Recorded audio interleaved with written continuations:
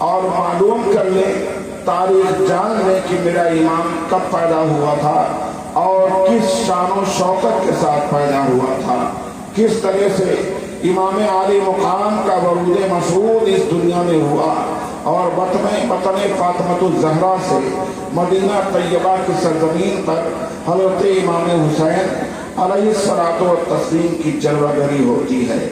سن 4 ہجری کو 4 ہجری میں حضرت امام عالی مقام پیدا ہوئے، 2 ہجری خاتون جنت کا نکاح ہوا، 3 ہجری کو امام حسن پیدا ہوئے، 4 ہجری کے اواخر میں سیدنا امام حسین علیہ الصلوۃ والتسلیم کی پیدائش ہوئی۔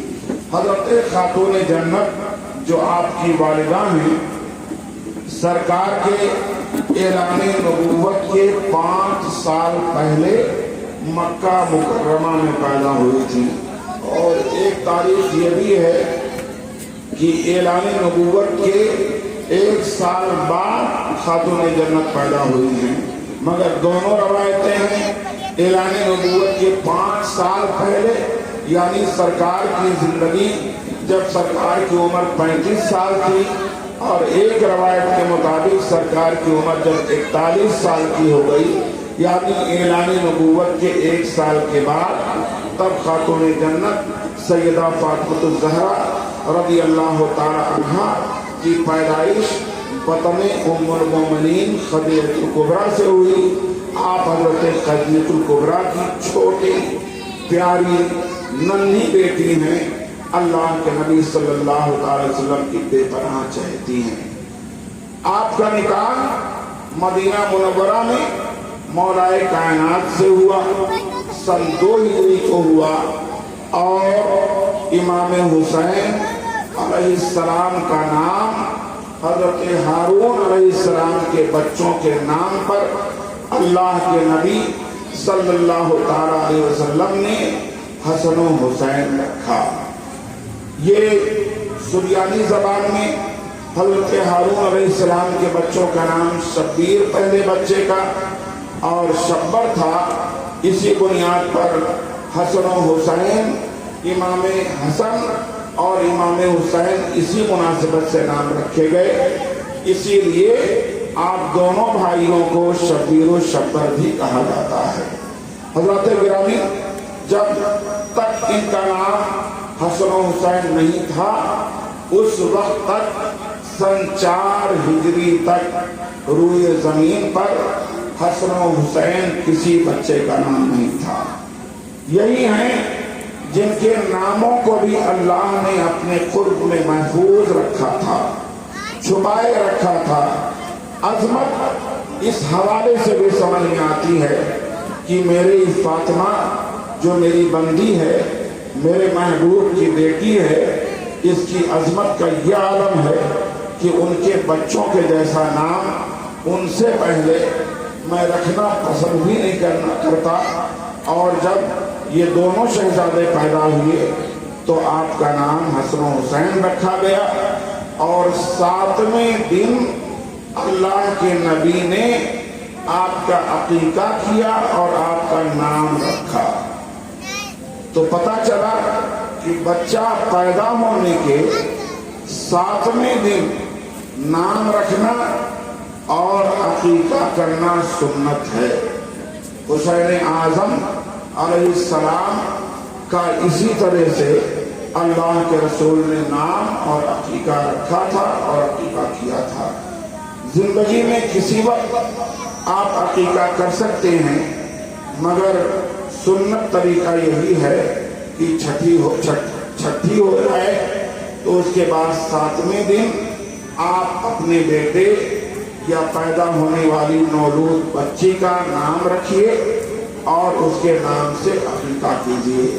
یہ دستور ہے، مگر یہ ختنے کا دستور نہیں ہے۔ آج ہمارے حاجی صاحب جن کے یہاں کھانا تھا، 7 محرم کو ختنہ ہوتا ہے، پوچھا کہ یہ کیا شرعی طور پر کوئی ضروری چیز ہے؟ تو ہم نے کہا حاجی صاحب یہ ضروری چیز نہیں ہے، اپنے طور پر ہم لوگوں نے اسے کر لیا ہے، اور पुरानी रवायत चली आ रही है, इसीलिए इसको बदला भी नहीं गया। कोई नाजायज भी नहीं है, हराम भी नहीं है और फर्ज भी नहीं है, वाजिब भी नहीं है। आप कभी भी खतना करा सकते हैं। खतना करना ये सुन्नत है और हज़रत खलील की सुन्नत है। मुसलमान होने की एक निशानी भी है और तिब्बी तौर पर गलाजत से, नापाकी से पाक साफ रहने की एक बहुत बड़ी ये नेमत भी है। इसको आज हिंदुस्तान के अतिब्बा ने, डॉक्टरों ने महसूस किया कि मुसलमानों का खतना यकीनन इनके पास साफ रहने की बात अपनी जगह है, मगर कई बीमारियों से बचने का एक वाहिद जरिया और वाहिद रास्ता है। हमारा इस्लामी कोई भी तरीका ऐसा नहीं है जो जिस्मानी फायदे के बगैर हो। या तो इसमें जिस्मानी फायदा है, या रूहानी फायदा है, दुनियावी फायदा है, या उखरवी फायदा है। फेदुल हकीमे ला यखलू अनिल हिकमत। अल्लाह का कोई भी काम हिकमत से खाली नहीं होता है। आप और हम खुश नसीब हैं कि अल्हम्दुलिल्लाह हम बाई बर्थ मुसलमान हैं। हम मुसलमान हैं, मुसलमान घर में पैदा हुए हैं और हमें ऐसा नबी मिला है जिस नबी की उम्मत में रहने के लिए हजरत मूसा अलैहिस्सलाम ने दुआ किया था कि अल्लाह मुझे भी अपने आखिरी नबी की उम्मत में भेज दे। लेकिन ये खिलाफ फितरत बात थी। हजरत मूसा अलैहिस्सलाम खुद पैगंबर थे, मगर इससे अजमत नबी का इजहार होता है। आपको बगैर दुआ किए, बगैर चाहे, बगैर मशक्कत के, बगैर मेहनत के आखिरी नबी का दीन मिल गया, आखिरी नबी का कलमा मिल गया। और इस पर सोने पे सुहागा ये है कि अल्लाह के नबी के नवासों की गुलामी मिल गई। और ये गुलामी आपको आकाई के मनसब पे ले जाके फाइज करेगी। ये गुलामी आपको सरदारी अता करने वाली है। ये गुलामी आपको कदरो मंजिलत की मंजिल पे लाके खड़ा करेगी। ये गुलामी हुसैन मैदान महशर में देखिएगा कि सारी उम्मतें तरसेंगी कि काश मैं भी हुसैनी गुलाम होता, हुसैनी वफादार होता, हुसैनी किरदार का मानने वाला उनके जमाने में, या उनकी वो जिस नबी के खानदान के थे उस खानदान के मानने वाले घराने में हमारा भी शुमार होता। हजरात, आपके ऊपर लोग तरस कर, लोग ख्वाहिश का इजहार करेंगे, मोहब्बतों से नवाजेंगे। ये गुलामी हुसैनी आपके और हमारे लिए दुनिया की बहुत बड़ी नेमत है, जिस नेमत को दौलत से कमाया नहीं जा सकता है। नाम हसन हुसैन रखा गया। पैदाइश से पहले आपकी फूफी हजरत उम्मुल फद्ल, जो हजरत अब्बास की बीवी हैं, हजरत उम्मे फद्ल सरकार की बारगाह में आई और आने के बाद में कहा कि ए अल्लाह के नबी, मैंने ख्वाब देखा है। हज़रत इमाम हुसैन अलैहिस्सलाम की जिंदगी थोड़े करीब से आप देख लें ताकि और मोहब्बत पैदा हो जाए। जब जात मुकम्मल समझ में आ जाती है तो बात समझने में ज्यादा देर नहीं लगती है। अज़मतों के हवाले से, नाम के हवाले से, पैदाइश के हवाले से, घराने के हवाले से, वालिदैन के हवाले से, नाना के हवाले से, कबीले और खानदान के हवाले से, हर जहत से अपने इमाम को आप करीब से जान लें और परख लें तो यकीनन बात में और मजा आता है। हजरत उम्मुल फद्ल आपकी फूफी यानी सरकार की फूफी सरकार की बारगाह में आई और आने के बाद कहा, या रसूल अल्लाह, मैंने एक बहुत डरावना ख्वाब देखा है, मैंने एक बहुत अजीब बात ख्वाब में देखी है जो कहते हुए आपसे डर महसूस हो रहा है। अल्लाह के नबी ने कहा, बताइए क्या बात है। आपकी फूफी ने कहा, बात जबान पे नहीं आ रही है, इसलिए कि बात ही कुछ ऐसी है। मेरे मुस्तफ़ा ने कहा, मेरी फूफी जल्दी बताओ वो कौन सी बात है जिस मुश्किल का हल मैं आपको ना दे सकूं, वो कौन सी चीज है जिसके लिए मैं आपके लिए इलाज मुहैया ना कर सकूं, वो कौन सी ऐसी बात है जिस मुश्किल का हल मैं ना ढूंढ सकूं आपके लिए। तो कहा, शहजादे, इमामुल अंबिया, इमामुल रसूल, मदीने के ताजदार, मेरे नस्ल के ताजदार और नस्ल के सरदार, सारी दुनिया के मुसलमानों के आका, ए अल्लाह के नबी, मैंने ख्वाब ये देखा है कि आपके जिस्म का गोश्त का टुकड़ा काट करके मुझे दिया गया है।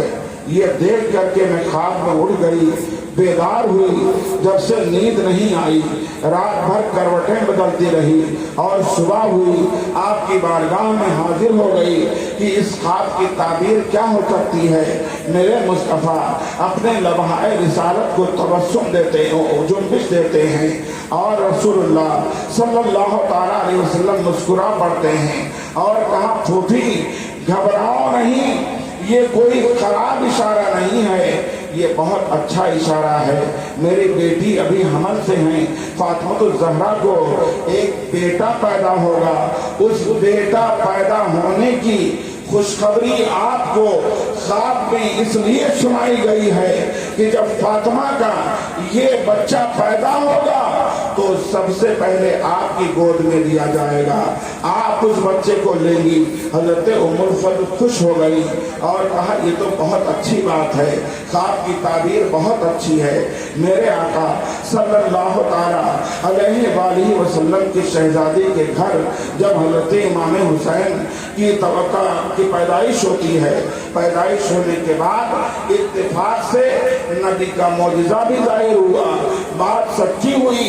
उस वक्त हजरत उम्मुल फज़ल उसी घर में मौजूद थी और जब इमाम पाक पैदा हुए तो सबसे पहले हजरत उम्मुल फज़ल के गोद में दिए गए।